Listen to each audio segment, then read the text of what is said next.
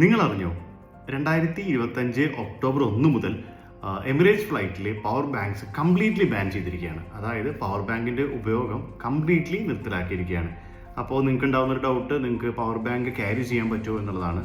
100 what അവർ വരെയുള്ള power bank നമുക്ക് Emirates ഫ്ലൈറ്റിൽ ട്രാവൽ ചെയ്യുമ്പോൾ നമുക്ക് നമ്മുടെ ബാഗേജിൽ നമുക്ക് കീപ്പ് ചെയ്യാവുന്നതാണ്.